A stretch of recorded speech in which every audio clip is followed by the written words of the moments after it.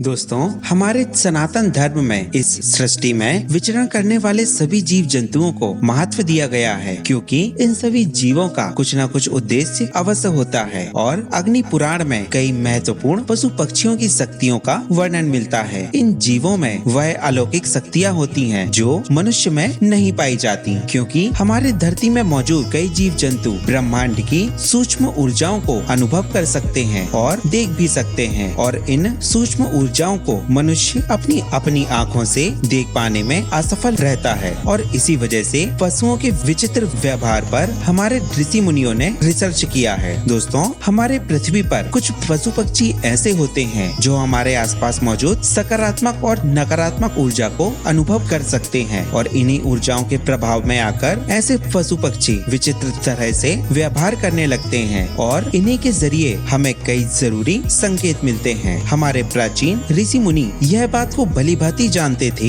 इसलिए उन्होंने पशु पक्षी से जुड़े सगुन अपसगुन के बारे में ग्रंथों और पुराणों में वर्णन किया हुआ है। यही कारण है कि विभिन्न तरह के पशु पक्षियों का हमारे घर पर आना हमें कई प्रकार के संकेत दे जाते हैं। दोस्तों, अग्नि पुराण में ऐसे पशु पक्षियों का वर्णन किया गया है जिनका हमारे घर में आना शुभ और अशुभ माना जाता है, और अगर ऐसे पक्षी हमारे घर में आकर बैठ जाते हैं तो यह मृत्यु सूचक होते हैं। और कुछ पशु पक्षी यह भी संकेत देते हैं कि घर में संतान उत्पन्न होने वाली है, और कुछ पशु पक्षी माँ लक्ष्मी के घर में आगमन से पहले ही इंसान को संकेत देने लगते हैं, और कुछ प्राणी घर से लक्ष्मी जाने का संकेत देते हैं। तो आज के वीडियो में हम ऐसे ही पशु पक्षी के बारे में जानेंगे। तो दोस्तों, पहली जीव है गाय, और गाय एक पवित्र पशु है। दोस्तों, जिस भी घर के द्वार पर गौ माता आती है तो ऐसे घर में सुख शांति हमेशा बनी रहती है, और गाय उसी के घर पर जाती है जिस घर में सज्जन और परोपकारी लोग रहते हैं। और जिस भी घर में कंजूस लोग और गलत काम करने वाले लोग रहते हैं, ऐसे घर के द्वार पर गाय कभी भी नहीं जाती। और हमारे ग्रंथ शास्त्रों में घर के द्वार पर खड़ी गाय को लक्ष्मी माना गया है। दोस्तों, दूसरा जीव है कुत्ता। माना जाता है कि कुत्ते मनुष्य के सबसे अच्छे दोस्त होते हैं, और कुत्ते का घर के आसपास आकर बैठना बहुत ही ज्यादा शुभ माना गया है, क्योंकि कुत्ते हमारे घर की नकारात्मक शक्तियों से रक्षा करते हैं। माना जाता है कि जिस भी घर के पास आकर कुत्ते बैठते हैं तो ऐसे घर में कोई बड़ी अनहोनी नहीं होती है, लेकिन कुत्ते घर से दूर भागने लगते हैं तो ऐसे घर में कोई नकारात्मक शक्ति का वास जरूर होता है, और ऐसे घर में हमेशा लड़ाई झगड़े होते रहते हैं। दोस्तों, तीसरा जानवर है बंदर। दोस्तों, हमारे ग्रंथों में वानर यानी बंदरों को विजय का प्रतीक माना गया है, क्योंकि बंदरों की मदद से ही भगवान श्री राम ने रावण पर विजय प्राप्त की थी। और अगर हमारे घर में बंदर बार बार आते हैं और भोजन ग्रहण करते हैं तो यह बहुत ही ज्यादा शुभ संकेत माना गया है, क्योंकि बंदरों का घर पर आना यह बताता है कि घर में बहुत समय से रुका हुआ काम पूर्ण होने वाला है। दोस्तों, चौथा पक्षी है चिड़िया, और चिड़िया को बहुत ही ज्यादा संवेदनशील पक्षी माना गया है, क्योंकि चिड़िया जरा भी नकारात्मक ऊर्जा को सहन नहीं कर पाती है। और अगर चिड़िया आपके घर में बार बार आए तो